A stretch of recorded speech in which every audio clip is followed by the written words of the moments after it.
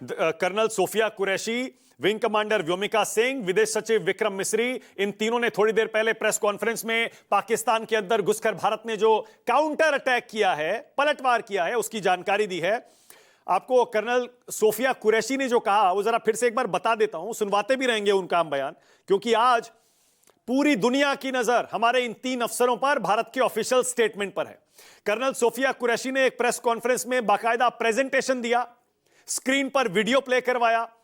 उन्होंने कहा रात 1:05 से 1:30 के बीच ऑपरेशन किया गया।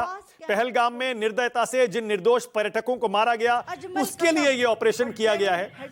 पाकिस्तान में 3 दशकों से आतंकवादियों का निर्माण हो रहा है। हमले के बाद भी यह सामने आया। हमने पाकिस्तान और पीओके में 9 टारगेट्स को चुना। यह colonel Sofia Qureshi press conference में बताती हैं। वो आगे कहती हैं हमने इन टारगेट्स को तबाह किया।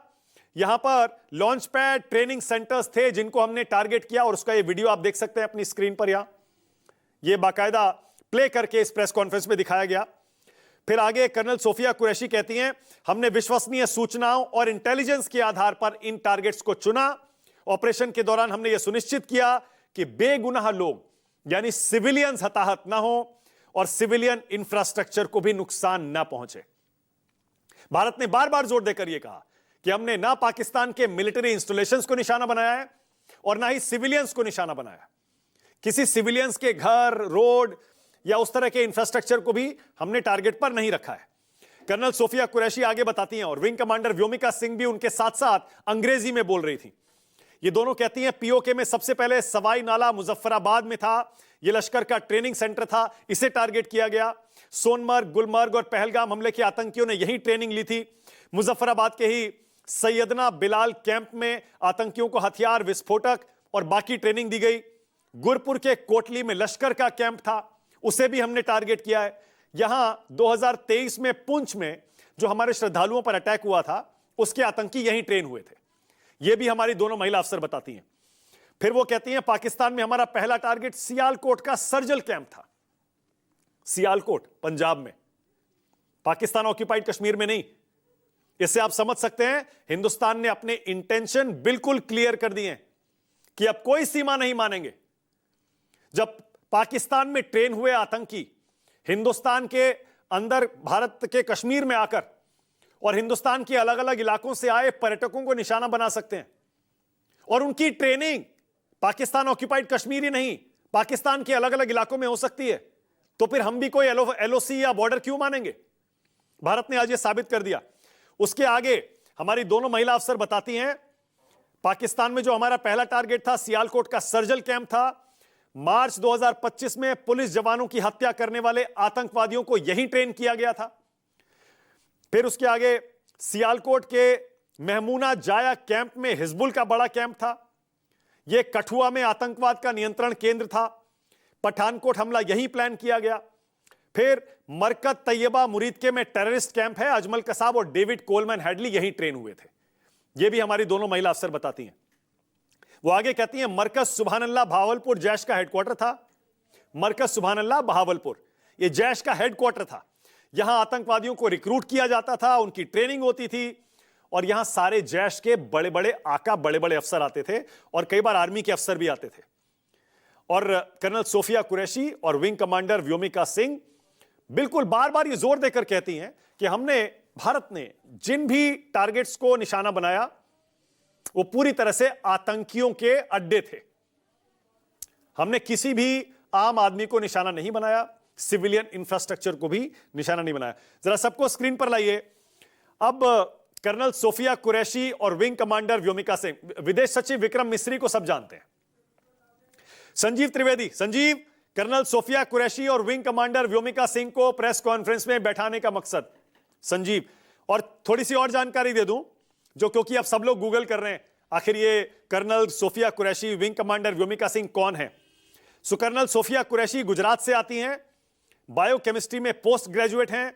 पति का नाम मेजर ताजुद्दीन कुरैशी है, 35 साल की हैं, और इन्होंने बाकायदा 17 साल की उम्र में 1999 में शॉर्ट सर्विस कमीशन से सेना में इन्होंने रिक्रूटमेंट लिया था। उसके बाद 2006 में संयुक्त राष्ट्र शांति अभियान के तहत पीस फोर्स में शामिल थी। फिर एक्सरसाइज फोर्स का 18 प्रोग्राम इन्होंने लीड किया था। विंग कमांडर व्योमिका सिंह, यह 18 दिसंबर 2004 को शॉर्ट सर्विस कमीशन के तहत सेना में आई और भारतीय वायुसेना में एक हेलीकॉप्टर पायलट के तौर पर इन्होंने कई मिशंस को, हाई ऑल्टीट्यूड मिशंस को लीड किया है और चेतक और चीता जैसे हेलीकॉप्टरों पर 2500 से ज्यादा उड़ान घंटे इनका रिकॉर्ड है। और इसके अलावा नवंबर 2020 में अरुणाचल में भी इन्होंने रेस्क्यू ऑपरेशन को लीड किया था। संजीव, क्या मकसद है इन दोनों को आगे लाने का?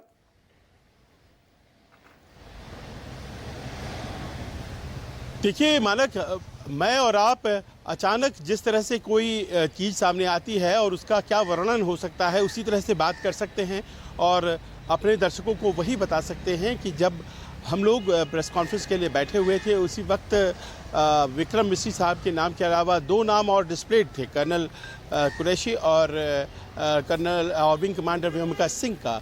और ऐसा लग रहा था जैसे कि कोई बहुत सीनियर अधिकारी, हालांकि वो तो एक पोजीशंस, उनकी जो पोस्ट है, रैंक है, उससे पता चल ही रहा था कि एक युवा अधिकारी होंगे, लेकिन इनको लाने का मकसद क्लियर नहीं था।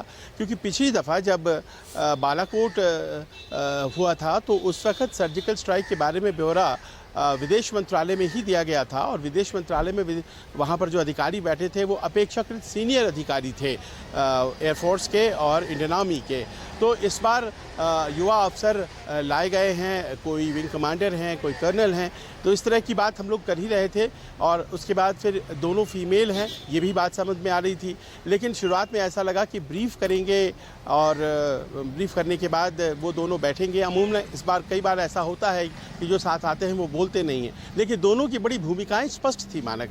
दोनों जब विदेश सचिव साहब की भूमिका संपन्न हो गई तो उसके बाद उन्होंने फिर ऑपरेशनल डिटेल्स जिस तरह से शेयर किया, वो ऑपरेशनल डिटेल्स जिसे तोड़ तोड़ करके एक सामान्य भाषा में हमारे और आपके जैसे आम लोगों को समझ में जैसे आ जाए बात, वैसे उन्होंने जो बताया, तो आज जाहिर है कि उनकी वजह से पूरे देश में इस बात को कि किस तरह से वो हमले हुए और कौन कौन सी जगहों को टारगेट किया गया और इससे क्या फ़ायदा होगा, किस वजह से किया गया, कौन से आतंकवादी किस घटनाक्रम से जुड़े हुए थे, जो कहाँ ट्रेन हुए थे। तो ये तमाम बातें जिस तरह से कर्नल सोफिया कुरैशी ने बताई हैं वो अपने आप में बहुत ही बेमिसाल है। साथ ही साथ उसे अंग्रेज़ी में इंटरनेशनल ऑडियंस के लिए लगातार विंग कमांडर व्योमिका सिंह बताती चली जा रही थी और ये तालमेल अपने आप में देखने लायक था। वो प्रेस कॉन्फ्रेंस वैसे तो हम लोग बहुत कवर करते हैं, लेकिन ये प्रेस कॉन्फ्रेंस अपने आप में बड़ा ही नायाब लगा। ये एक संदेश भी देगा, क्योंकि देखिए इस वाली घटना में मानक आपको याद होगा